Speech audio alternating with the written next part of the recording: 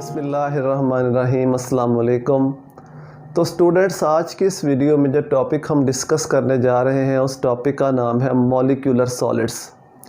Molecular solids के define करेंगे हम, फिर उसकी टाइप्स के बारे में डिस्कस करेंगे, फिर हम उनकी प्रॉपर्टीज़ और लास्ट में स्ट्रक्चर ऑफ आयोडीन में हम ये भी बात करेंगे कि FCC जो लेटस है वो कैसे ड्रा करते हैं, और गैसियस फेज़ में जब आयोडीन का मॉलिक्यूल होते हैं और सॉलिड फेज़ में होते हैं तो उनकी बॉन्ड लेंथ में क्या चेंज आती है और क्यों चेंज आती है, इसके बारे में भी हम डिस्कस करेंगे।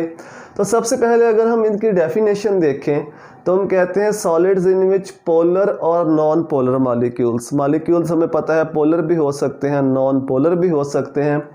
तो ऐसे सॉलिड जिसमें पोलर और नॉन पोलर मॉलिक्यूल्स आपस में जुड़े हुए होते हैं, किन फोर्सेस के थ्रू? वैंडर्स वाल फोर्सेस के थ्रू। में भी हाइड्रोजन बॉन्डिंग भी हो सकती है, डाइपोल फोर्सेस भी हो सकती हैं और लंडन डिस्पर्शन फोर्सेस भी हो सकती हैं। अब ये याद रखना है कि जो ये वैंडर्स वाल फोर्सेस होती हैं ये आयनिक बॉन्ड, कोवलेंट बॉन्ड और मेटेलिक बॉन्ड के मुकाबले में बहुत वीक होती हैं। ये फोर्सेस बहुत वीक होती हैं, तो इसीलिए जब हम कंपैरिजन करेंगे मेल्टिंग बॉइलिंग पॉइंट का, हार्डनेस का, सॉफ्टनेस का, तो इस चीज़ को आपने जहन में रखना है। जो अट्रैक्टिव फोर्सेस हैं आयनिक बॉन्ड, आयनिक सॉलिड्स में कौन सी थी, कोवलेंट सॉलिड्स में, मेटेलिक सॉलिड्स में कौन सी होती हैं, और इनमें तो इन्हीं को हम आपस में कंपेयर करके देखेंगे। तो इस चीज़ को आपने जहन में रखना है। मॉलिक्यूल्स की टाइप की बेस के ऊपर दो तरह के होते हैं सॉलिड, पोलर मॉलिक्यूलर सॉलिड होते हैं और नॉन पोलर। अगर पोलर मॉलिक्यूल्स आपस में कंबाइन होकर सॉलिड बनाते हैं तो वो पोलर मॉलिक्यूलर सॉलिड होगा, नॉन पोलर मॉलिक्यूल्स कंबाइन होते हैं तो वो नॉन पोलर होगा। पोलर में जिस तरह आइस, शुगर, इस तरह की एग्जांपल्स, और नॉन पोलर में carbon dioxide, iodine, phosphorus, sulphur, ये सारे नॉन पोलर मॉलिक्यूल होते हैं, तो ये नॉन पोलर की कैटेगरी में आएंगे।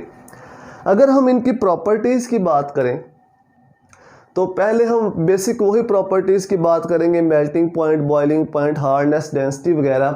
तो मेल्टिंग पॉइंट और बॉइलिंग पॉइंट हमने कंपेयर करना है इनको आयनिक सॉलिड और कोवलेंट सॉलिड्स के साथ। तो जब हम उनसे कंपेयर करते हैं हम कहते हैं कि ये फोर्सेस बहुत वीक होती हैं उनके मुकाबले में, आयनिक बॉन्ड और कोवलेंट बॉन्ड के मुकाबले में, इसलिए उनके मुकाबले में इनके मेल्टिंग और बॉइलिंग पॉइंट बहुत कम होते हैं। मेल्टिंग बॉइलिंग पॉइंट कम होते हैं। हार्डनेस की बात करें तो चूँकि ये फोर्सेस बहुत वीक होती हैं, जो मॉलिक्यूलर सॉलिड हैं वो क्या होते हैं, वो सॉफ्ट होते हैं as compare to ionic solids and covalent solids. अगर हम डेंसिटी की बात करें तो वीक फोर्सेस की वजह से डेंसिटी भी इनकी कम, सॉफ्ट होते हैं, स्पेसिस ज़्यादा होती हैं, तो डेंसिटी भी इनकी आयनिक सॉलिड्स और कोवलेंट सॉलिड्स के मुकाबले में कम होती है। तो हमने उनसे कंपैरिजन करना है, इनका इस बात को ज़हन में रखना है। इसके बाद अगर हम कंडक्शन की बात करें, कंडक्शन, तो चूँकि इनके अंदर फ्री इलेक्ट्रॉन्स नहीं होते, आयंस वगैरह नहीं होते, तो इसलिए ये क्या होते हैं, ये नॉन कंडक्टर होते हैं। फ्री इलेक्ट्रॉन्स और आयंस की एब्सेंस की वजह से ये नॉन कंडक्टर होते हैं। सॉल्युबिलिटी, अब सॉल्युबिलिटी में हम दो किस्म की बातें करेंगे, एक होते हैं पोलर मॉलिक्यूलर सॉलिड और एक होते हैं नॉन पोलर। रूल हमने पढ़ रखा है लाइक डिज़ोल्व, लाइक अगर पोलर होगा तो वो पोलर में हल हो जाएगा, अगर नॉन पोलर होगा तो वो नॉन पोलर में हल होगा। तो जो पोलर मॉलिक्यूलर सॉलिड्स होते हैं ये वाटर में सॉल्युबल होते हैं। Polar molecular solids are water soluble, ये पानी में हल हो जाते हैं, वाटर में सॉल्युबल होते हैं। लेकिन जो नॉन पोलर मॉलिक्यूलर सॉलिड्स होते हैं are insoluble, soluble in water.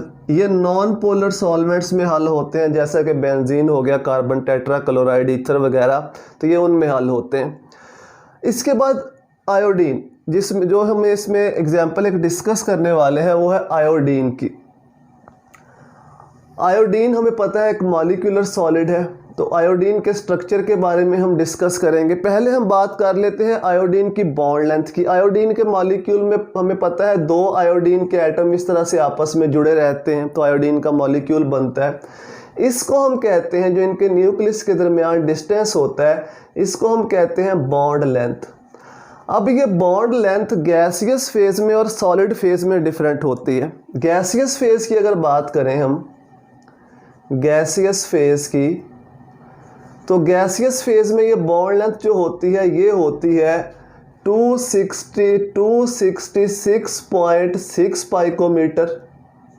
और सॉलिड फेज में जो बॉन्ड लेंथ होती है, सॉलिड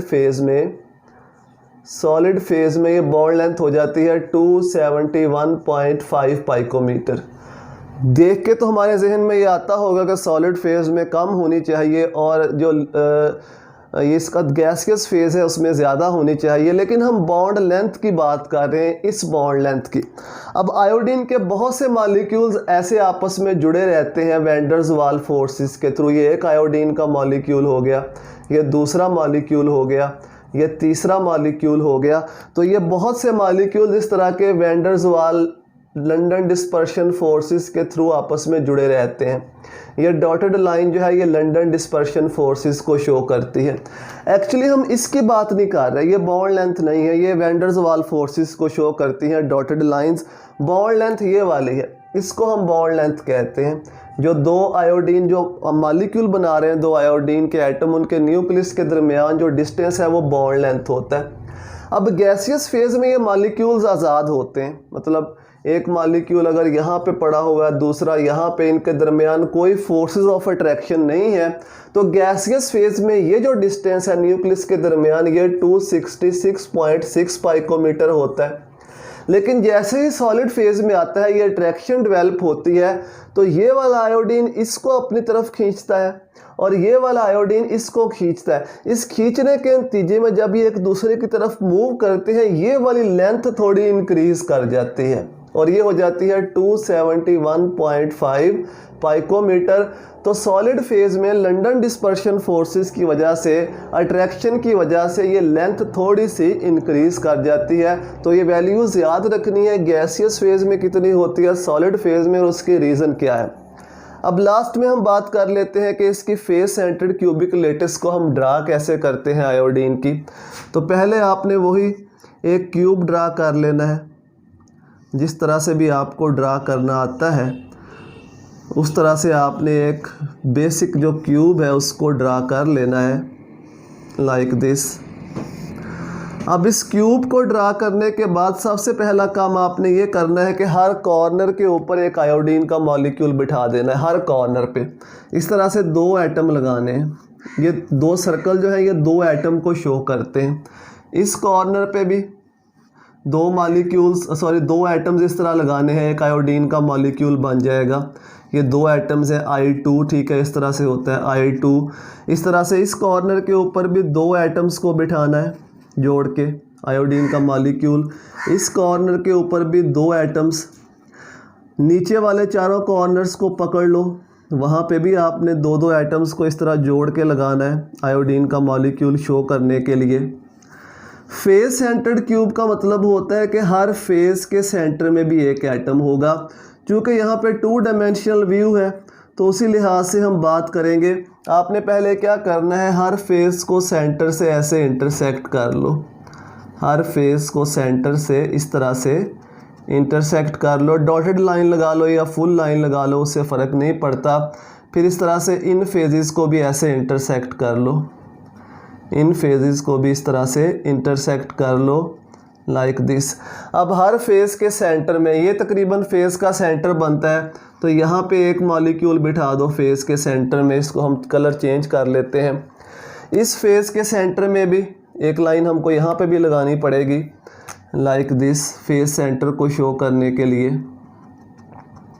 तो इस फेस के सेंटर में भी हमने एक मॉलिक्यूल को बिठा देना है यहाँ पे, इस फेस के सेंटर में। यहाँ पे लोअर फेस के सेंटर में भी एक मॉलिक्यूल आएगा, ये लोअर फेज है, इसके सेंटर में भी, ये वाला फेज, इसके सेंटर में भी एक मॉलिक्यूल होगा। अब दो फेजेस रह गए, एक बैक फेज और एक फ्रंट फेज। तो बैक फेज पे भी एक मॉलिक्यूल होगा और फ्रंट फेज पे भी होगा, उनको भी हमें यहाँ पे बनाना है।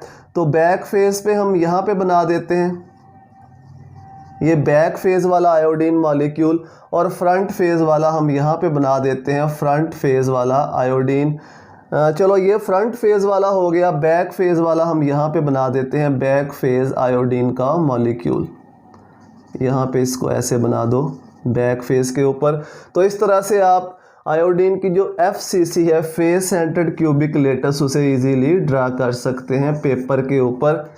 तो उम्मीद है कि आपको ये समझ में आ गया होगा मॉलिक्यूलर सॉलिड्स क्या होते हैं, आयोडीन में गैसियस फेज़ में बॉन्ड लेंथ और सॉलिड फेज़ में क्यों चेंज होती है, उसकी रीज़न क्या है, और इसकी जो FCC लेटस है उसको हम कैसे ड्रा करते हैं पेपर के ऊपर। अगर आपको ये डिस्कशंस हेल्पफुल लगती हैं, अपने दोस्तों के साथ शेयर करें, उनको बताएं ताकि वो भी हेल्प ले सकें। दुआ में याद रखिएगा। अल्लाह हाफिज़।